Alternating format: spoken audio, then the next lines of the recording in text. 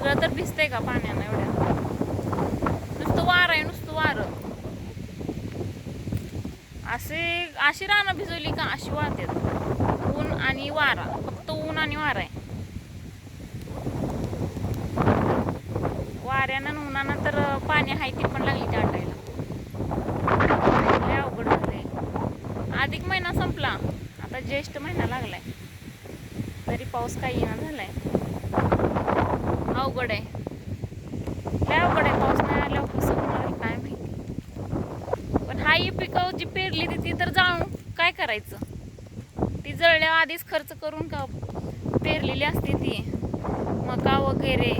सोपं नाही पेरणी करायची शेतकऱ्याला.